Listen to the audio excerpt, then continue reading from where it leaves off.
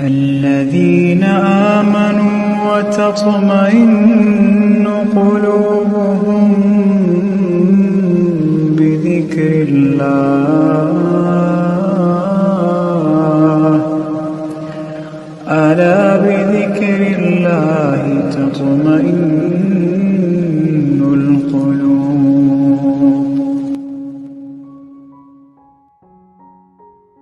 আসসালামু আলাইকুম।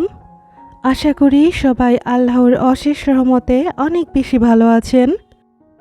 তারানা ইন্সপাইরেশন চ্যানেলে নতুন আরও একটি ভ্লগ ভিডিও দেখার জন্য আমি তারানা সবাইকে ওয়েলকাম জানাচ্ছি। রান্নাঘরের তেল চিটচিটে ময়লা পরিষ্কার করার জন্য আমি ঘরেই একটা কিচেন ক্লিনার বানাই, যেটা ব্যবহার করলে রান্নাঘরের ময়লা এক নিমিষেই দূর হয়ে যায়। তো আজকে সেই জিনিসটাও আপনাদের সাথে শেয়ার করব। আশা করি আমার আজকের ভিডিওটিও বরাবরের মতো আপনাদের কাছে বেশ ভালো লাগবে। ভিডিওটি ভালো লেগে থাকলে ভিডিও শুরুতে একটা লাইক দিয়ে কন্টিনিউ করার চেষ্টা করবেন।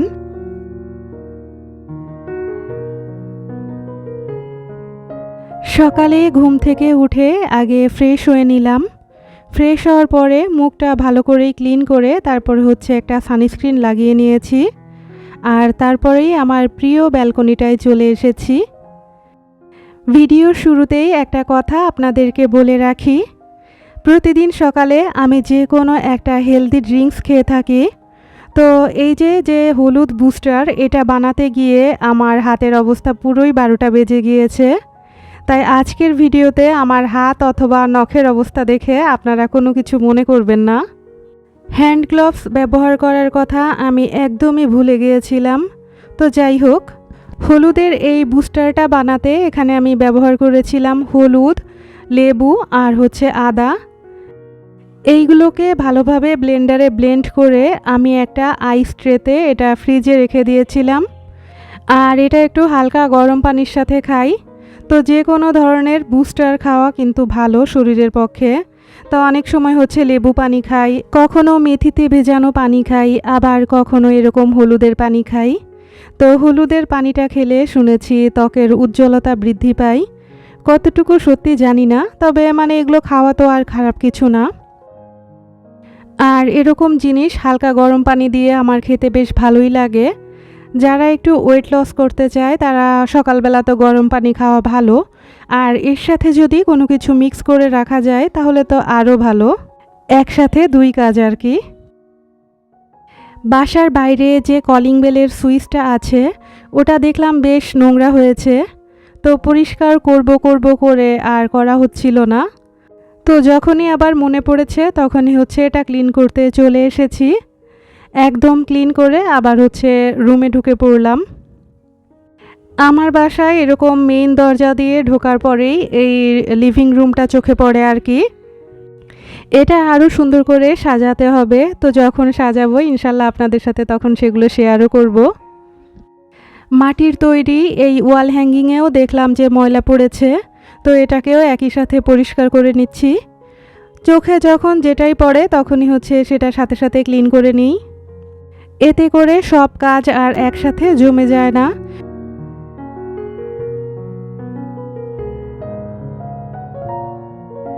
তো এটাকে আমি গ্লাস ক্লিনার দিয়ে পরিষ্কার করছি। এখন আমি আপনাদেরকে কিচেন ক্লিনারটা বানিয়ে দেখাচ্ছি। এই জিনিসটা আমার কিচেনের জন্য আমি সবসময় বানিয়ে থাকি। যারা আমার ভিডিও আগে থেকেই দেখে থাকেন তারা তো জানেনই। তো প্রথমে ওইখানে আমি নিয়েছি ডিশ লিকুইড, এখন নিয়ে নিচ্ছি ভিনেগার। তো ডিশ লিকুইড যতটুকু নিয়েছি ভিনেগার তার হচ্ছে ডাবল নিচ্ছি। এরপর এর সাথে দিয়ে দিব বেকিং সোডা। তো প্রতিবার আমি যখন এই জিনিসটা বানাই তখন হচ্ছে একটা বোলে বানাই, কিন্তু এবার হচ্ছে ভাবলাম যে ডিরেক্ট এই বোতলেই বানাই।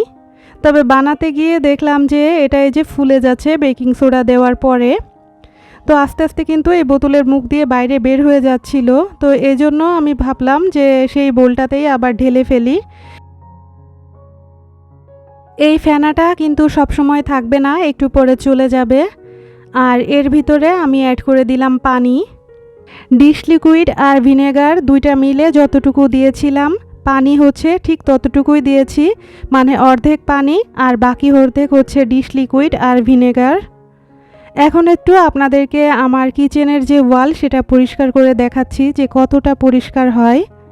যে কোনো স্প্রে বোতলে এরকম রেখে আপনারা কিন্তু মাসের পর মাস এই রেমেডিটা ব্যবহার করতে পারবেন। যে জায়গায় এরকম তেল চিটচিটে এটা হচ্ছে 5 মিনিট আগে দিয়ে রাখবেন। তারপরে তেলটা যখন নরম হয়ে যাবে এটাকে মুছে নেবেন। দেখবেন যে এক নিমিষেই একদম তেল চিটচিটে ময়লা সব পরিষ্কার হয়ে আসছে।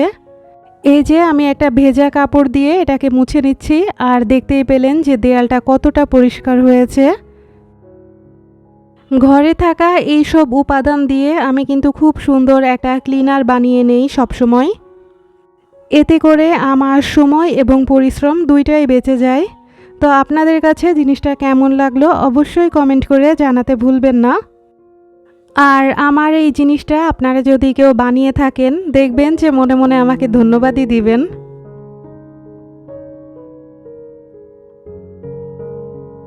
আজকে আমি আপনাদের সাথে খুব সুন্দর আর পারফেক্ট একটা পাটিসাপটা পিঠার রেসিপি শেয়ার করব।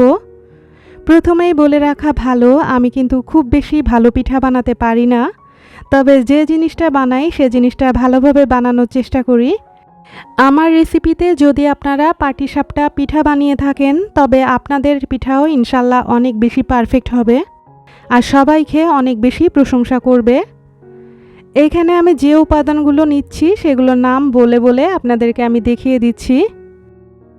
প্রথমে একটা বাটিতে আমি 1 কাপ শুকনা চালের গুঁড়া নিয়ে নিচ্ছি 1/4 কাপ ময়দা, 1/2 কাপ পরিমাণ গুঁড়া দুধ, 1 টেবিল চামচ চিনি। তো চিনির ভিতরে লবঙ্গ দিয়ে রাখি যাতে পিঁপড়া না ওঠে, তো সেই লবঙ্গটা এর ভিতরে পড়েছে, ওটা উঠিয়ে ফেললাম। আর দিয়ে দিচ্ছি 1 চিমটি লবণ। প্রথমে শুকনো উপকরণগুলো ভালোভাবে মিক্স করে নিচ্ছি। এর ভিতরে দিয়ে দিচ্ছি একটুখানি গরম করা দুধ, আর এর সাথে যে পানিটা দিব সেই পানিটাও হালকা গরম করা পানি দিব। তো পানিটা হচ্ছে আস্তে আস্তে অল্প অল্প করে একটা ব্যাটার বানিয়ে নিব। তো ব্যাটারটা একটু পাতলা হতে হবে, আর ঘন হলে কিন্তু ভালোভাবে পিঠাটা হবে না। আমি হাতের আঙ্গুলে দেখিয়ে দিচ্ছি যে কতটা পাতলা হওয়া দরকার। এটাকে এখন 10-15 মিনিট আমি এভাবে বিট করে নিব। যত ভালো মিক্স হবে পিঠাটাও তত বেশি ভালো হবে। আর যদি আপনারা এটা মিক্স করার সঙ্গে সঙ্গে পিঠা বানাতে যান তাহলে কিন্তু পিঠাটা ভালো হবে না। এইখানে আমি দুধ জাল করে ঘন করে নিয়েছি। এই ঘন দুধের ভিতরে আমি দিয়ে দিব মিষ্টি। এখানে সন্দেশ ছিল। ছোটবেলায় মামুনিকে দেখতাম এরকম দুধের ভিতরে সন্দেশ দিয়ে পাটিসাপটা পিঠা বানাতো, তো ওই রুলসটাই ফলো করছি আর কি। দুধটা আরও ঘন করার জন্য এখানে দিয়ে দিচ্ছি 1/2 কাপ পরিমাণ গুঁড়ো দুধ। আর আমার কাজ করা দেখে এখানে রিসলিয়া চলে এসেছে, আমাকে আরও কাজে হেল্প করে দিচ্ছে আর কি। অন্য একটা বাটিতে অল্প একটু কাস্টার্ড পাউডারের সাথে আমি অনেকখানি হচ্ছে ময়দা মিশিয়ে নিয়েছি, আর এই মিশ্রণটাকে আমি পাতলা করে এখন হচ্ছে দুধের ভিতরে দিয়ে দিব। এই কাস্টার্ড পাউডার দিলে পিঠার ভিতরের যে পুরটা হয় ওই পুরটা খেতে অনেক বেশি টেস্টি লাগে।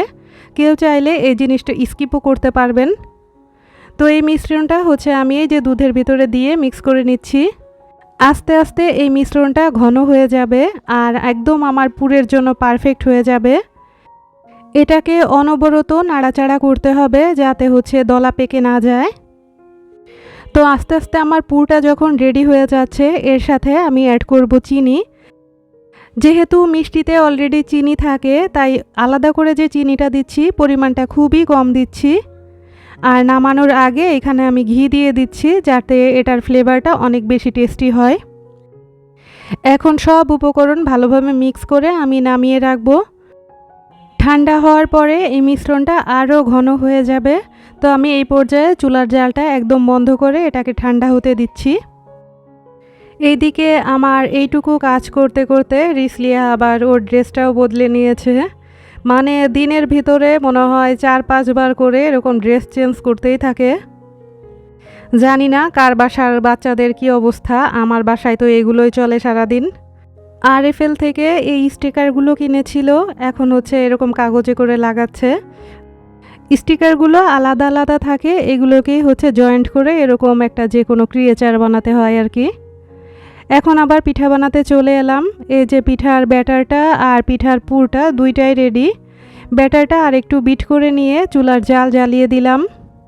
একটা ফ্রাই প্যানে আমি এটা বানাচ্ছি যাতে হচ্ছে পিঠার যে পাতলা আবরণটা ওটা ভালোভাবে উঠে যায়। আর এখানে আমি হচ্ছে সয়াবিন তেল ব্রাশ করে নিচ্ছি। বিসমিল্লাহ বলে প্রথম পিঠাটা এই যে বসিয়ে দিলাম, গোলাটা দিয়ে দিয়েছি। এখন গোলাটা একটু চারিদিকে ছড়িয়ে দিচ্ছি। আর এই কাজটা খুব তাড়াতাড়ি করা লাগে, না হলে হচ্ছে জমে যায়। এখন হচ্ছে এর ভিতরে পুরটা দিয়ে দিচ্ছি। পুর দিয়ে এটাকে হচ্ছে ফোল্ড করে ভাঁজ ভাঁজ করে নিব। আর এই যে আমার পিঠাটা রেডি হয়ে গিয়েছে। তো প্রথম পিঠার সময় একটু দেখলাম যে কালারটা এরকম আসছে, তো পরে যখন জাল বাড়িয়ে দিয়েছি তখন হচ্ছে পিঠার এই যে উপরের আবরণটা ওটা দেখলাম যে লাল লাল একটা ভাব এসেছে। তো প্রথম পিঠা আলহামদুলিল্লাহ অনেক বেশি ভালো হয়েছে। এভাবে করে আমি আস্তে আস্তে সবগুলো পিঠা বানিয়ে নিব। আমার আজকের ভিডিওতে যারা এই পর্যন্ত আছেন তাদের কাছে আমার ভিডিওটি ভালো লেগে থাকলে লাইক কমেন্ট শেয়ার করতে ভুলবেন না। আর যারা নতুন তাদের কাছে রিকোয়েস্ট থাকবে সাবস্ক্রাইব করে আমার পাশে থাকার। আর পাশে থাকা বেল আইকনটিও অন করে রাখবেন, এতে করে আমি যখনই কোনো নতুন ভিডিও দিব আপনাদের কাছে নোটিফিকেশন চলে যাবে আর আপনারা সেগুলো দেখতে পারবেন। এই যে আমি এতগুলো পিঠা বানিয়ে নিয়েছি আর সবগুলো পিঠাই অনেক মজার হয়েছিল খেতে। যাদেরকে এটা খেতে দিয়েছি সবাই অনেক বেশি প্রশংসা করেছে। এইখানে রিসলিয়ার জন্য ওর পাপা কিছু ফ্রোজেন আইটেম এনেছে। তো এইগুলো হচ্ছে দেখছিলাম যে কি কি এনেছে। এখানে এনেছে চিকেন বল, স্প্রিং রোল, তারপরে ফ্রেঞ্চ ফ্রাই আর একটা চিজও এনেছে। তো এগুলো দেখতে দেখতে আজকের মতো এখানেই বিদায় নিচ্ছি। আল্লাহ হাফেজ।